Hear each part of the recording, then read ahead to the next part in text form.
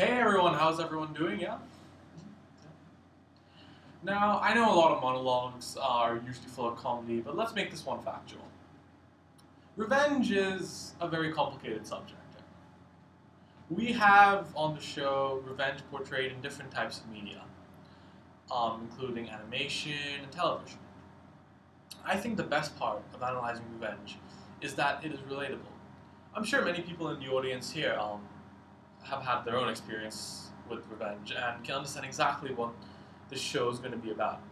Frankly, I'm surprised this is still a show. But seriously, let's go over some basic examples of revenge. The roles of irrationality in it. In my movie called An Eye for an Eye, the topic is explored. Murder is the form of revenge. She kills the murderer in a very deceiving way that shows how angry she is. Gandhi's quote, "An eye for an eye only makes the world blind," completely portrays the bad part of revenge. Particularly, he's saying that revenge is going to cause more violence than necessary.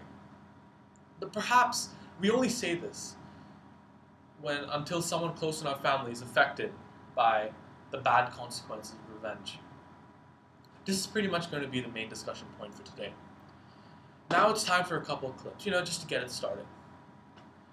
This clip is going to show, is from Tom and Jerry, and it shows the scene when Tom is going to hell.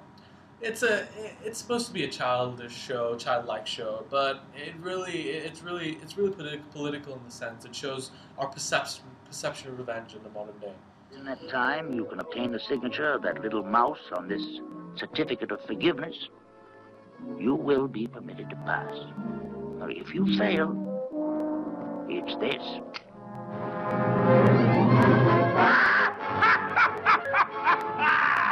Let me have him! Send him down! Give him to me now!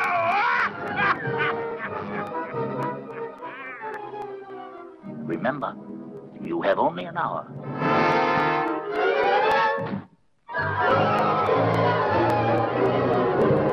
The next clip is going to be from my movie, and it shows the impact of revenge on a single individual. Julie? Can I help you? Julie? What's happening? Julia! Can you phone the police for me, please? Please! Help A me! random crime. I won't hang up the phone! I'll stay on with you! Help me! Good evening, everyone. Thanks for being with us. You're watching Revenge in the Night, hosted by me, John Sklizinger. Being the director of my own movie called An Eye for an Eye, I have experience with this subject. It's a great pleasure to have you all with us. Of course, you could have been anywhere, but you're watching in the studio here and at home. Ladies and gentlemen, we have a wonderful show for you guys. Mike Kelly, the director of the famous television show Revenge, is here today, and William Hanna, the genius who created that famous show with the cat and the mouse, which we adore and cherish till this day, is here. We have to take a break, but we'll be back with our guests after this. I've always preferred the cream part of an Oreo. That's crazy. The cookie's the best part. Cream. Cookie. Cream. Cookie. Cream. Cookie. Cream. Cookie. Cream. Cookie. Cream. Fire. I'm calling the cops. Cream. You guys have to stop fighting. We're the cops. Choose your side on Instagram.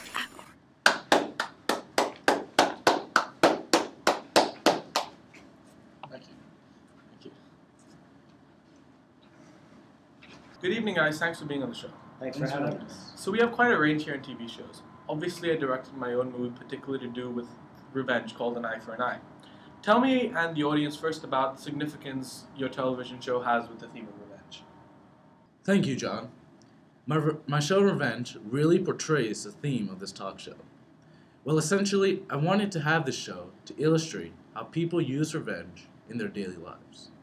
The show focuses on the extent to how revenge affects people's relationships with other people, whether it is their family members, friends, or neighbors. Furthermore, revenge brings out a different side in people that makes this natural human emotion sometimes unpredictable, sometimes rash. Revenge takes a unique approach in this show. Thanks, John. I really appreciate the input. The movie I directed is called An Eye for an Eye, and is also about the role of relationships in revenge. Except it's slightly more direct. For anyone in the audience who hasn't seen it, I highly recommend it. It's basically about the journey for revenge when a mother hunts the rapist of her daughter, who gets violently raped. She kills the killer in the end, but this question provides some key questions about revenge. Is it right? Is it justifiable? One could argue that because the rapist's crimes are so dramatic, it's necessary. However, others would argue revenge was just a show of irrationality. This is somewhat like your TV show, John. What do you have to say about this, William? I think that is an interesting addition to bring Tom and Jerry into here. Though intended to be lighthearted and fun for the children, it can be thought of in a political way. Since we're discussing irrationality, let's analyze it in terms of that. We see Tom and Jerry engaged in a series of violent and irrational acts. Jerry plots against Tom, and Tom's revenge is very violent. However, he always tends to fail. This makes it seem that despite what we do in revenge, it will always turn out negative. Jerry represents a villain in a sense, rather than Tom. One can observe in many episodes that he tends to provoke Tom. Sorry, William. We are talking about actual media here, not some petty animation series. Haha, very funny. Like you would know what it is. Let's try to stay in focus, guys. Please continue, William. What was I saying? Oh yes, so despite looking like a childish show, there's actually a lot of symbolic meaning. I thought the episode where Tom is about to go to hell, and that he needs to cleanse himself. Tom does not seem like a villain in this episode, however, he needs to do good deeds. So in essence, it can be said that someone who plots against someone will most likely be seen as a villain. Wow, I never thought a kid's show could be seen in so much light. Revenge is also based on betrayal. For example, in my TV show, Revenge, the people of Hamptons betray Amanda Clark. So in my opinion, revenge is not only based on irrationality, it starts with betrayal. Let me define betrayal to be sure, because it exists in so many different contexts. It is defined as a time when people who you trust loses your trust. This is when revenge will get the most violent, in my opinion. The people who we trust suddenly turn our back on us. I think betrayal can exist in many senses. In my movie, or should I say the movie I directed, it could be the betrayal of society. Society represents a lot of different modes and mediums. For example, questions arise. How could someone perform a crime like the one in the movie? Doesn't anyone care?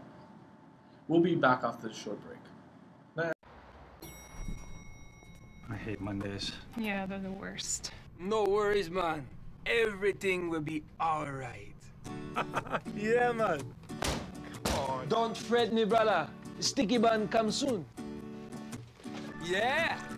Wicked coffee, Mr. Jim. Julia, turn the frown the other way around. Hey, Dave, you're from Minnesota, right? Yes, the land of 10,000 lakes. The Gopher State. So in conclusion, things are pretty dismal. You know what this room needs? A smile. Who wanna come with I? Traveling along, there's a song that we're singing. Come on, get happy. You guys are 3 minutes late. Don't be no cloud on a sunny day. Yeah, chill, Winston. Sir? Respect, boss man. That's the power of German engineering. I would briefly like to talk about betrayal as a subject. There are various times when Jerry lets the cat out of the bag and gets Tom in trouble. Though it is meant to amuse, it is quite cruel how sometimes betrayal can change someone's life. In my opinion, the very fragment of society is based on trust. We finally agree for once. But going back to irrationality, it takes a complex route when you mix the motives of other people and the revenge seeker's mentality, which can be depicted in the show. The two characters, Emily and Victoria, are both evil and manipulative, which can be linked to other characters that we have seen in female-based revenge movies in class. Emily proceeds with her revenge by connecting with Victoria's son Daniel in order to get revenge from within, the emotions. However, this is where revenge gets irrational, for Emily, as a result, has an internal conflict with her own emotions. Karen in my movie exemplifies this irrationality with her actions. Thank you, everyone. It has been the most amazing discussion. I would like to thank my guests. I'll see you all again soon. Thanks.